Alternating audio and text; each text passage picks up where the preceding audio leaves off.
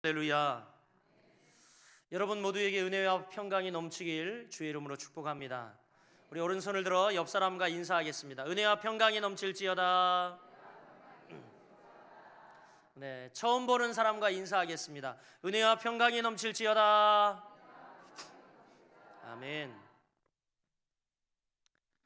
오늘 여러분들과 함께 읽으신 본문 가지고 격동의 상황에도 넘어지지 않는 힘이라는 제목으로 요한계시록 말씀을 나누겠습니다. 여러분, 우리 인생이 참 살다 보면 순적한 일만 만나면 좋겠지만 위기 상황을 만날 때가 너무너무 많습니다. 그렇지 않습니까? 그런데 위기 상황이 오면 다들 하나같이 허둥지둥 당황한다는 겁니다. 침착하지 못하고 우왕좌왕하죠. 그래서 이때에 뭔가 행동 강령이나 수칙 그런 것이 있으면 우리가 위기 상황에도 잘 대처할 텐데 어려운 일을 갑자기 딱 맞닥뜨리고 나면 이게 어른이나 애나 할 것 없이 모두 당황합니다. 그래서 요즘 제가 이렇게 차를 경유차로 바꾸고 차 이렇게 선바이저를 딱 내려봤더니 거기에 사고 시 긴급 대처 요령 이렇게 되어 있더라고요. 그래서 뭐 어디로 전화해라, 그리고 뒤에 트렁크를 열고 삼각대를 세우고 멀리 떨어져 있어라, 뭐 이런 이제 수칙들이 이렇게 기록이 되어 있습니다. 그런 것들을 왜 써놨을까요, 여러분? 우리가 위급 상황, 어려운 상황, 사고의 상황을 만났을 때 그렇게 행동을 하라라고 하는 거죠. 그러면 안전할 수 있고, 그러면 그런 위기를 쉬이 모면할 수 있다라는 이야기입니다. 여러분, 우리는 말세라는 위기 상황 속에 살고 있습니다. 아시는지 모르겠지만 오늘 본문도 그래서 이야기하길 뭐라고 이야기합니까? 보니까 무서워요. 7절 말씀에 보니까 그가 큰 음성으로 이르되 하나님을 두려워하며 그에게 영광을 돌리라. 이는 그의 심판의 시간이 이르렀음이니. 이렇게 이야기를 합니다. 심판의 시간이 이르렀다라고 말하죠. 오늘 본문은 우리가 말세를 살고 있는데 이 말세에 어떻게 하나님의 말씀으로 서 있을 것인가?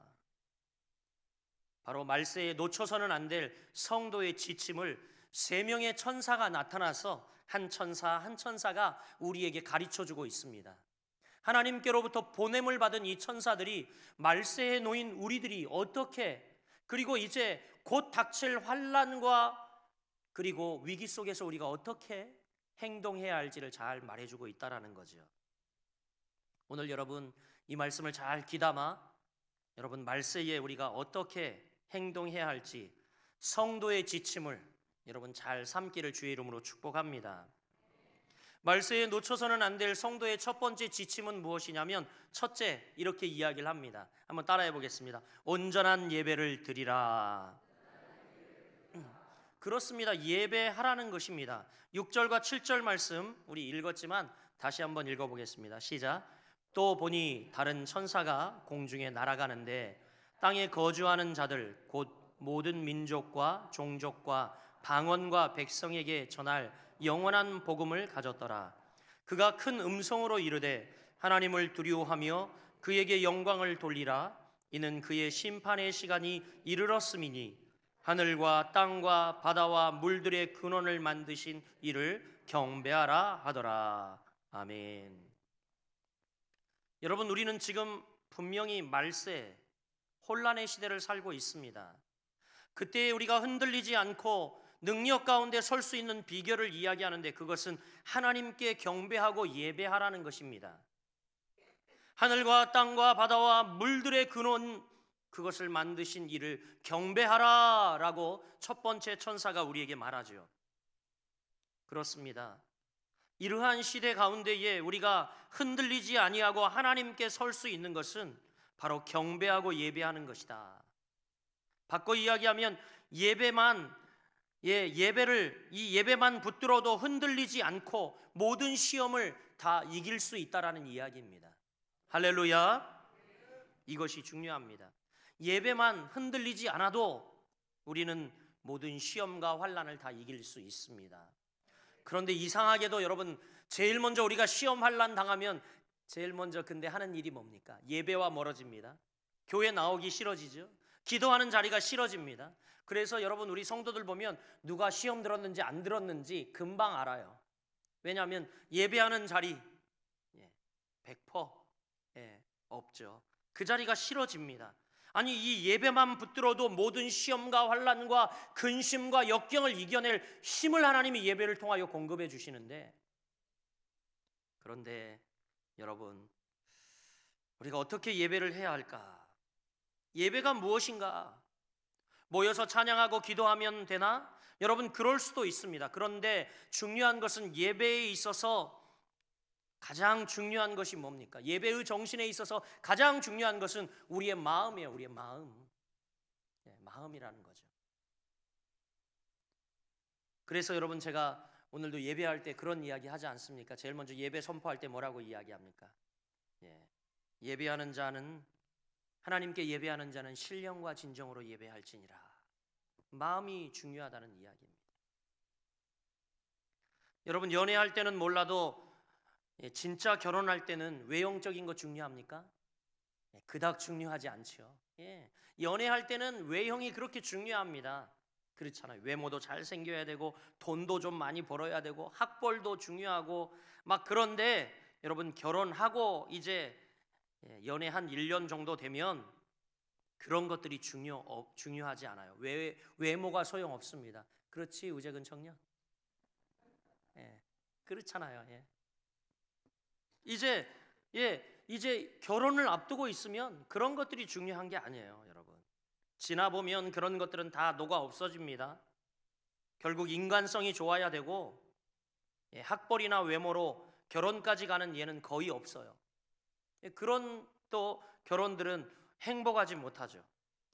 중요한 것은 상대방의 마음을 사로잡아야 결혼이 됩니다.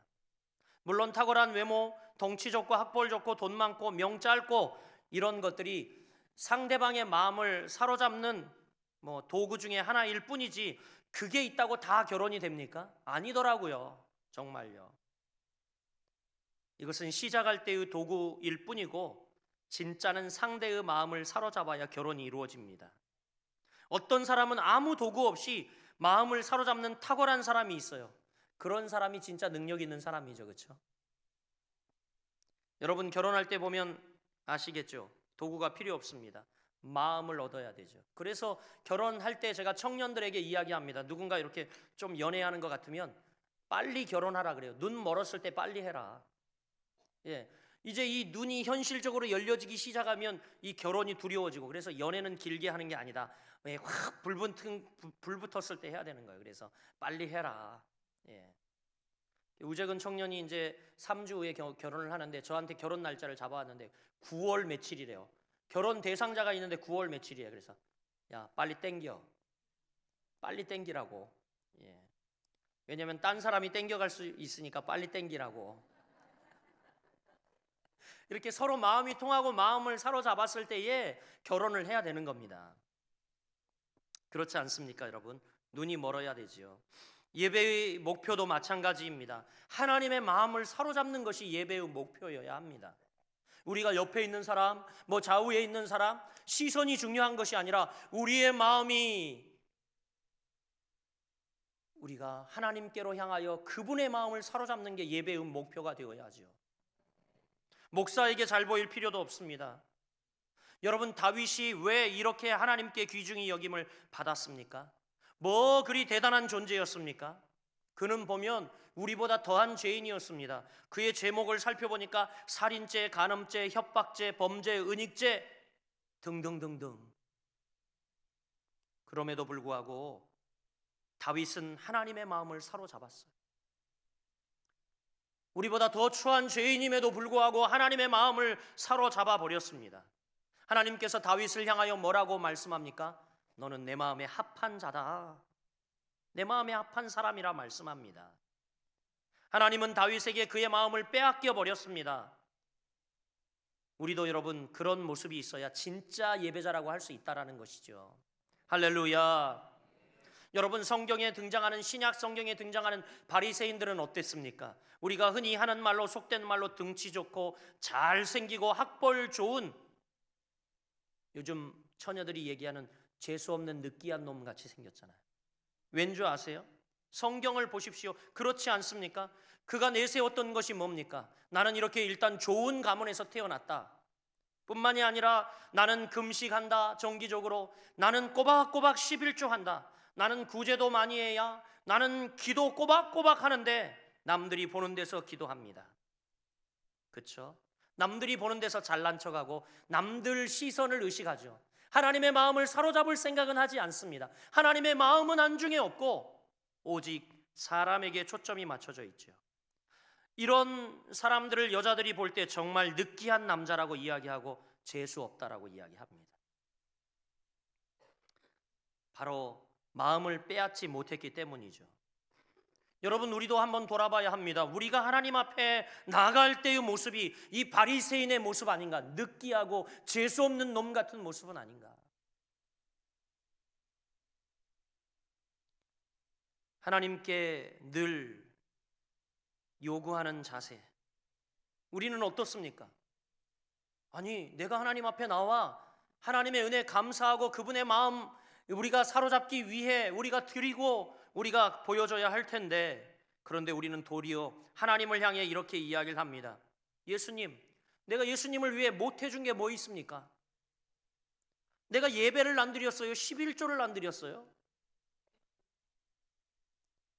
여러분, 그러고 있지는 않습니까? 참 예배자가 무엇입니까? 아무것도 없어도 괜찮습니다. 우리는 과부가 하나님께 두렙돈을 드릴 때에 거기서 큰 감동을 받습니다. 두렙돈, 정말 작은 돈이었어요. 그런데 그 과부는 그의 생활비의 전부였습니다. 그의 태도와 모습이 하나님의 마음을 사로잡았습니다. 제 좋아하는 찬양이 있는데, 주 예수보다 더 귀한 것은 없네. 이 세상 부귀와 바꿀 수 없네. 영죽을 내 대신 돌아가신 그 놀라운 사랑 잊지 못해. 세상 즐거움 다 버리고 세상 자랑 다 버렸네. 여러분, 주 예수보다 귀한 것은 없네. 바로 이 과부의 이런 마음이 바로 하나님 아버지의 마음을 사로잡았던 것이죠. 여러분, 우리가 좀 어렵게 살면 어떻습니까? 기독교가 무조건 1등 하자 주의입니까? 무조건 잘난 사람만 인정해 주는 것이 기독교입니까? 아니죠. 연약하고 부족하더라도 하나님, 내가 드릴 것이 없습니다. 제 마음을 드립니다. 받으시는 하나님이에요. 그것을 더 귀중히 여기시고 그것을 더 소중히 여기시는 하나님 아버지십니다. 제가 몇 번을 해서 여러분 이 이야기를 아실 것입니다. 리빙스턴 이야기. 리빙스턴이 아주 어렸을 때에 그가 살고 있는 이 영국에서는 헌금을 돌리는데, 이제 아프리카 선교를 위해서 선교사님이 오셔서 이제 설교를 하고 그분을 위해 선교 헌금을 드릴 때였습니다. 그런데 이 영국에서는 헌금함이 어떻게 생겼냐면 이렇게 나무 접시, 나무 판때기가 이게 헌금함이었어요. 그래서 이걸 회중에 이렇게 쭉 돌립니다. 헌금함을 돌리죠. 그런데 어린 리빙스턴이 이제 자기 앞에 이 헌금 판때기가 오자 거기에 난짝 올라 앉은 겁니다. 어른들이 격분하고 화가 났죠. 성스러운 하나님께 드리는 성물 위에 이 꼬마 아이가 장난치듯 딱 올라가 있으니까 너무 화가 난 겁니다. 이 리빙스턴이 그때의 이 헌금판에 올라가서 이렇게 이야기합니다. 하나님, 내 몸입니다. 나를 받으시옵소서. 그때 정말 많은 사람들이 감동을 받았다고 합니다.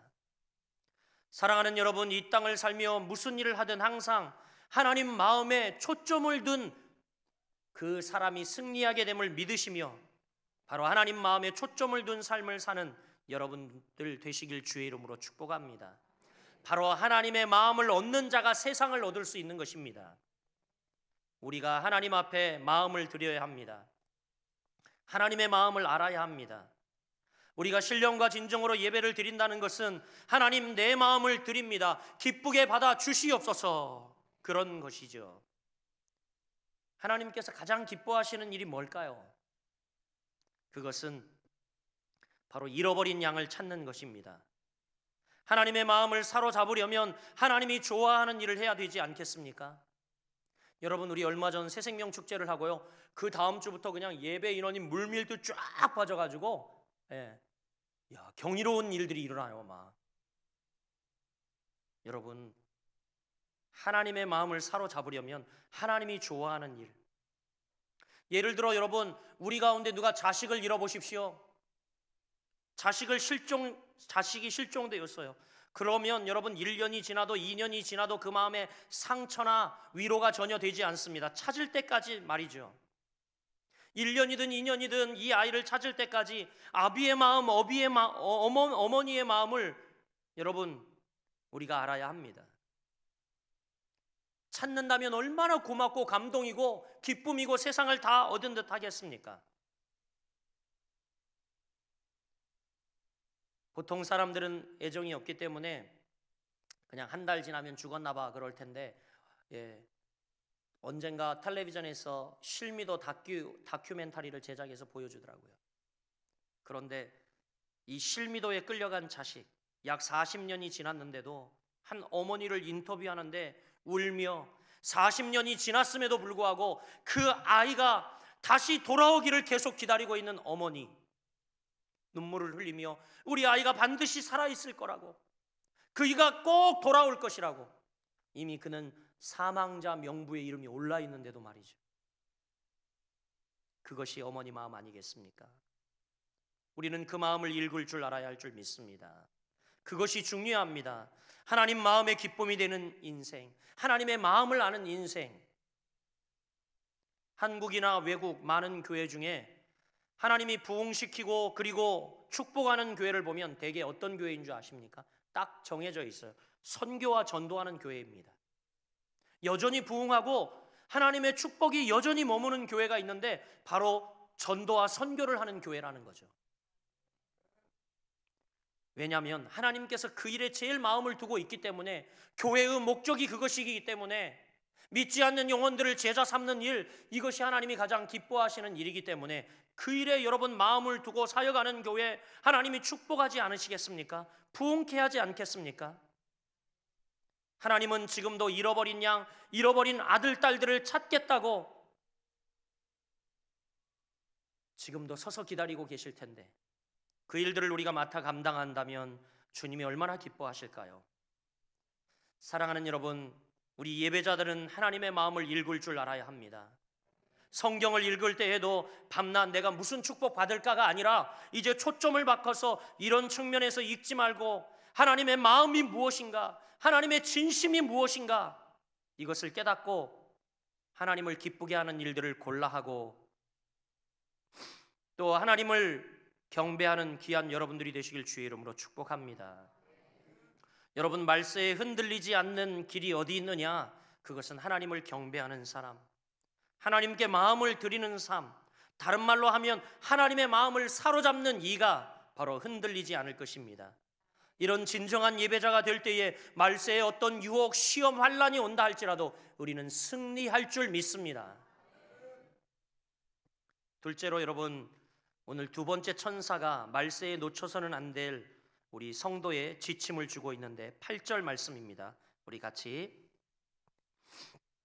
8절 말씀을 읽어보겠습니다. 시작. 또 다른 천사 곧 둘째가 그 뒤를 따라 말하되 무너졌도다 무너졌도다 큰 성 바벨론이요 모든 나라를 그의 음행으로 인하여 진노의 포도주로 먹이던 자로다 하더라. 아멘. 이제 말세에 놓쳐서는 안 될 성도의 지침 두 번째를 천사가 이야기하고 있는데, 그것은 뭐냐면 한번 따라해 보겠습니다. 교만치 말라. 첫째가 뭐였죠, 여러분? 온전한 예배를 드리는 것. 둘째가 여러분 바로 교만치 말라는 겁니다. 교만치 말라. 여기에 이야기합니다. 무너졌도다 무너졌도다 큰 성 바벨론이요. 여기서 바벨론이 무너졌다고 이야기합니다. 이 바벨론은 뭘까요? 로마일 수도 있고 실제로 바벨론일 수도 있습니다. 그러나 이것은 상징적으로 바로 그것들의 교만을 이야기하고 있어요. 교만. 여러분, 위대한이라는 말을 들어가면 누구든 다 깨어지게 되어 있습니다. 예외가 없이 위대한 그러면 그는 다 깨어지게 되어 있어요. 그것은 다 깨어지게 되어 있어요. 교만하면 곧 망할 자입니다, 여러분. 교만은 성경은 패망의 선봉이라고 이야기를 합니다. 여러분, 우리 삶에 찾아오는 최고의 위기가 고난입니까? 아닙니다, 여러분. 우리 삶 가운데 최고의 위기는 고난, 시험, 환난, 역경이 아닙니다. 우리 삶 가운데 찾아오는 최고의 위기는 뭐냐면 교만입니다. 교만하여 하나님의 말씀이 들리지 아니하고, 교만하여 내가 가장 높은 줄 알고, 교만하여 내가 하나님과 같이 되려 하고, 교만하여. 이게 여러분 우리의 삶의 최고의 위기예요. 위기. 하나님 앞에 우리가 겸손한 마음을 가져야 합니다. 어떤 이가 이야기했어요. 교만은 마치 피레침과 같다라고 이야기했어요. 여러분, 벼락, 번개 치면 어디로 그것들이 다 모이든가요? 안 보셨어요? 이번 여러분 보니까 비 많이 오고 막 번개가 치는데 보니까 제일 높은 건물에 있는 피레침으로 그것들이 다 모이더라고요. 어떤 이가 그렇게 이야기를 했습니다. 바로 교만은 마치 피레침과 같다. 번개가 치면 다 피레침으로 가듯 번개 칠 때 제일 먼저 맞는 사람은 무조건 교만한 사람이라는 겁니다. 교만한 사람은 하나님의 관역이 됩니다. 심판의 관역이죠. 아무도 아멘 안 하실 줄 알았어요, 여러분. 그러므로 여러분은 무조건 겸손함을 배워야 할 줄 믿습니다. 하나님이 외치십니다. 오늘 본문 가운데 뭐라고 외칩니까? 무너졌도다 무너졌도다 큰 성 바벨론이요. 내가 큰 성이라고 하는 순간 무너져 버린다는 겁니다. 우리는 겸손함을 배워야 할 줄 믿습니다. 말세에 살아남는 길 한 가지죠, 여러분, 겸손함입니다. 잊지 마시길 바랍니다.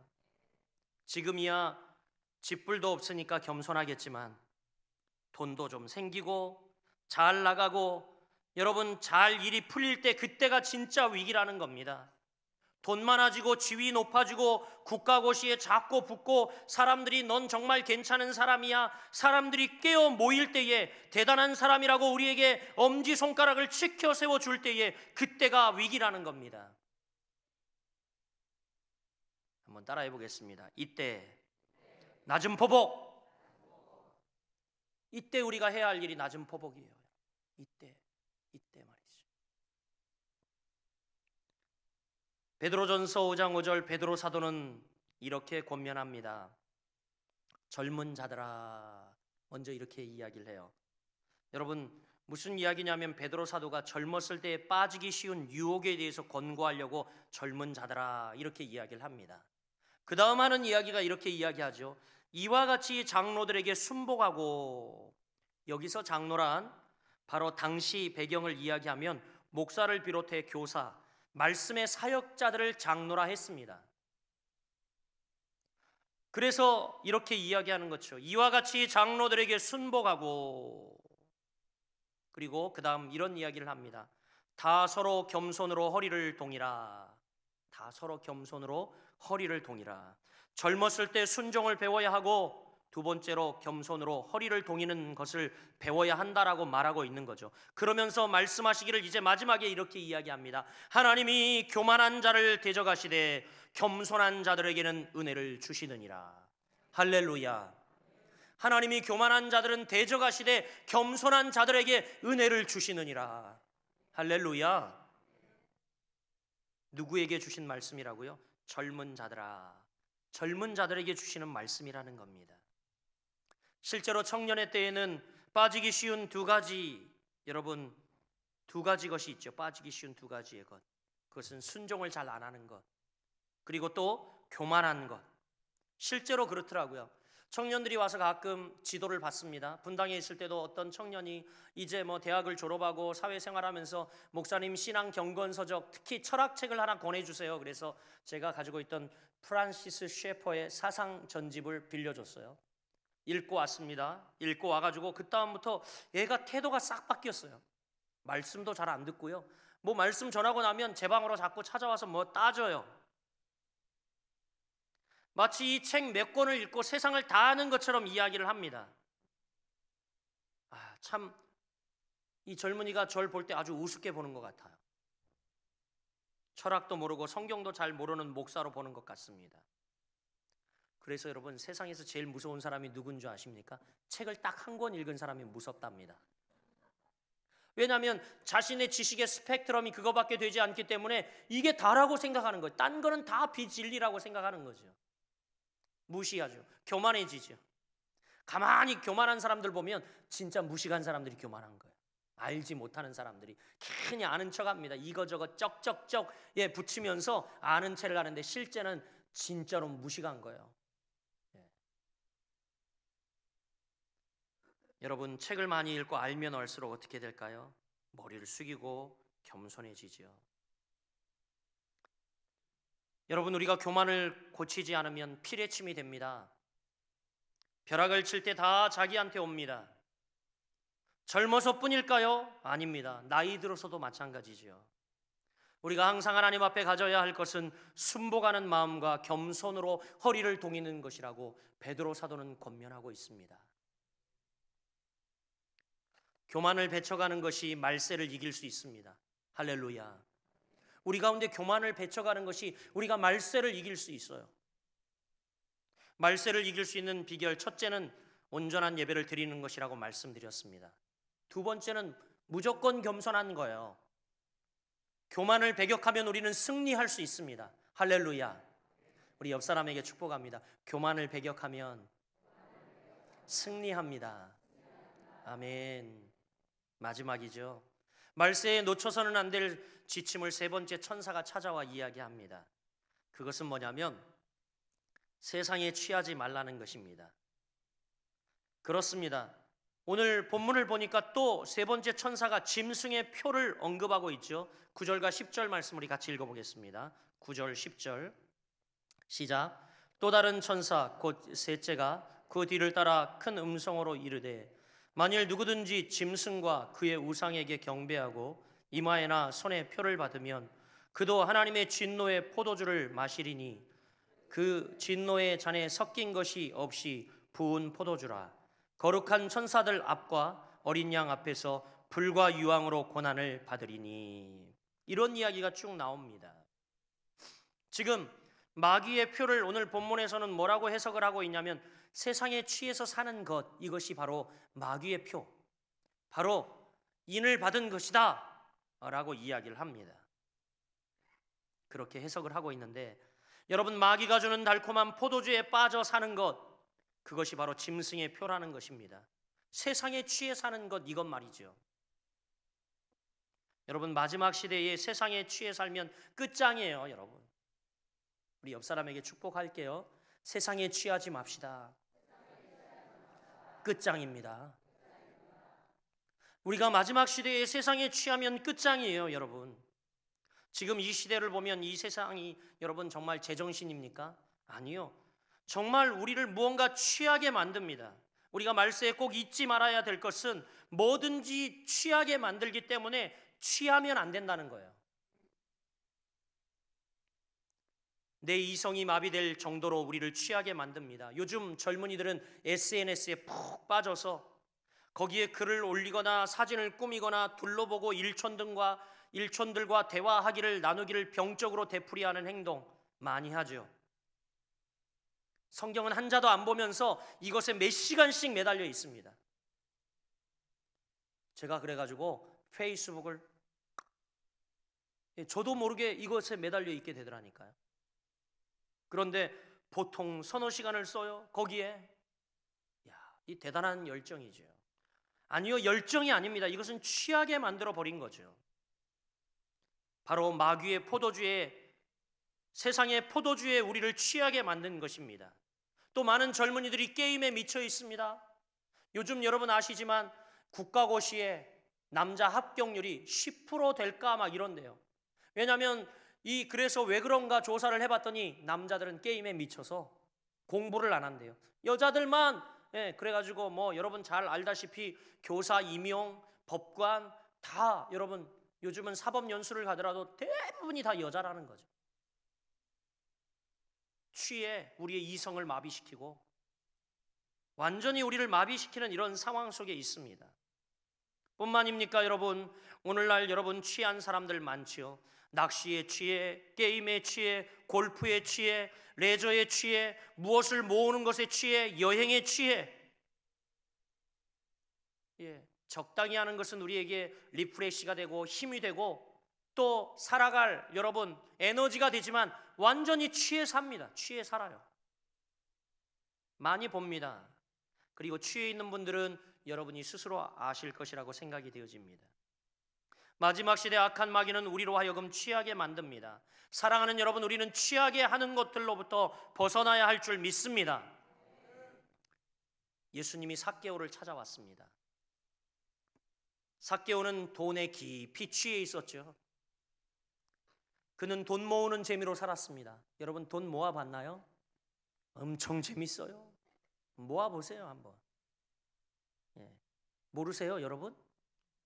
저도 한때 취해가지고 모아봤는데 엄청 재밌더라고요. 물론 한 방에 날리긴 했지만.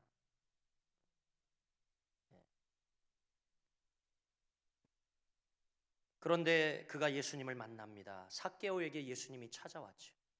삭개오에게 예수님은 이제 권면을 합니다. 삭개오는 예수님 앞에 고백합니다. 예수님, 내가 토색한 건 4배나 갚겠습니다. 내 재산의 절반을 가난한 자들에게 나누어 주겠습니다. 이렇게 이야기를 했죠.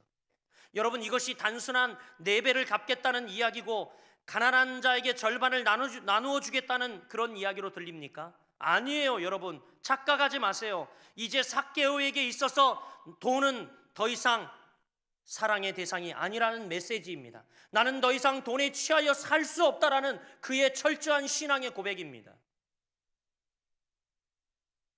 이후로부터 삭개오의 인생은 바뀝니다. 삭개오의 삶은 돈을 다스리는 인생이 되고 돈을 지배하는 인생이 됩니다. 여러분 우리도 그렇게 되어야 할 줄 믿습니다. 부자 되지 말라는 이야기로 여러분 착각하지 마십시오. 부자 되십시오. 부자 되어서 돈에 취한 자들이 있는 반면 하나님의 백성은 돈을 다스립니다. 돈을 쓸 줄 알죠. 돈에 절대로 움직이지 않습니다. 여러분 돈 많이 벌지 말라는 이야기 아니고 높은 자리에 오르지 말라는 이야기 아닙니다. 돈도 많이 가지고 높은 자리에 올라서 여러분 그것을 여러분 아름답게 쓰시길 주의 이름으로 축복합니다. 부끄러운 이야기 하나 하겠습니다. 제가 고등학교 다닐 때 이 당구에 취했습니다. 당구 아시죠? 당구. 제가 학교 들어갈 때 전교 4등으로 들어갔어요. 안 믿겨지시겠지만 꽤 석학으로 알려져서 4등으로 전교 4등으로 학교를 들어갔는데 이 당구를 이렇게 보니까 치는 친구들이 몇 있어서 이렇게 당구장에 갔더니 너무 재밌더라고요. 일단은 일탈했다는 재미와 그리고 이 공이 굴러다니는데 너무 신기한 거예요. 그래서 당구에 미쳤어요. 그래가지고 이제 누가 그러잖아요. 이렇게 당구에 미치면 책을 들고 탁 이제 누웠는데도 당구알이 천장에 굴러다닙니다. 그리고 앞에 있는 사람들 머리가 다 당구알로 보이죠, 그렇죠? 그래가지고 이렇게는 안 되겠다. 제가 좀 전문성 그리고 하나를 한번 파거든요. 그래서 안 되겠다 싶어가지고 아주 단기간 중고 서점에 가지고 이 당구에 관한 서적을 한 3권을 사서 마스터를 했어요. 그리고 이론을 철저히 익힌 다음에 이제 실기 한 3개월 동안 실기를 쌓았는데 3개월 만에 제 당구 실력이 150. 아무도 안 놀라실 텐데 안 놀랄 만해요. 당구 좀 치는 분들, 우리 강 장로님도 한 500 치는 걸로 알고 있는데 그런 분들 앞에서, 아니 700이라 그랬나? 하여튼 근데 그런 분들 앞에서는 150이 뭐 그렇겠지만, 여러분 전국에서 제일 짜기로 유명한 인천담화 150, 그것도 3개월 만에 150. 저희 또래, 저희 친구들 가운데 저를 대적할 만한 사람이 아무도 없었어요. 이야, 정말 기가 막히게 쳤습니다. 거의 신기에 가까울 정도라고 친구들은 감탄을 했어요. 이론적으로는 또 끝내주게 설명을 합니다. 예. 그래서 이제 친구들하고는 상대가 되질 않아요. 그런데 이상하게 더 이상 적수가 없어지니까 마음이 공허해집니다. 여러분, 제가 당구를 또 잘 칠 수밖에 없었던 이유는 당시 학생회장이었거든요. 저희 교회 학생회장이었는데 주일날 교회 갈 때마다, 그리고 주중에 매일 교회 갈 때마다 하나님 저에게 이 당구를 잘 칠 수 있는 능력을 달라고 구했잖아요. 그러니까 당연히 여러분 저를 따라올 사람이 없었겠죠, 실력이. 그런데 그렇게 단기간 한 150을 치고 나니까 마음이 공허해지고 재미도 없어져요. 심지어 좀 죄송한 소리이지만 이렇게 이야기한 적도 있어요. 하나님 저랑 한판 하실래요? 그런데 여러분, 제가 목사 되기로 헌신하고 난 다음에, 그리고 지금 그때 고등학교 때 목사 되기로 헌신하고 난 다음에 지금까지 큐대를 잡아본 것이 10회 미만입니다. 10번도 되지 않아요. 저는 더 이상 취하지 않을 것입니다. 왜요? 잠시나마 제가 취했던 것이기 때문입니다. 이 마지막 시대에 마귀가 우리를 넘어뜨리는 것에 취하지 않는 여러분들 되시길 주의 이름으로 축복합니다. 마귀가 주는 포도주의 이 포도주가 있습니다. 여기에 취해버리면 우리는 여러분 다시 짐승의 표를 받고 지옥에 갈 수밖에 없습니다. 오늘 그래서 하나님께서는 급하게 이제 사도 요한을 통해서 천사들을 대동해서 이 말세에 놓쳐서는 안 될 중요한 행동 지침 강령, 이러한 위기가 찾아올 때에 우리가 어떻게 행동해야 할지를 말씀해 주고 있습니다. 마지막 시대가 어떤 상황이 될지 우리는 아무도 모릅니다. 그러나 주님께서 이 마지막 시대에 이길 수 있는 길들을 오늘 본문 가운데 이야기해 주고 있죠. 사랑하는 여러분, 이기고 싶습니까? 무조건 온전한 예배를 드리면 승리합니다. 여러분, 무조건 겸손하면 승리합니다. 무조건 여러분이 세상의 취해 있지 아니하면 여러분 승리할 수 있습니다. 여러분, 이 시간 여러분이 취해 있던 모든 것들을 십자가 앞에 못 박아버리십시오. 취하게 만들었던 것이 무엇입니까? 이제 선언하십시오. 난 이것 없이도 살 수 있다. 예수님이면 된다. 오직 예수면 된다. 오늘도 여러분 귀한 이 말세에 주시는 귀한 지침을 붙들고 격동의 상황, 말세의 상황에 넘어지지 않는 여러분들 되시길 주님의 이름으로 간절히 축복합니다.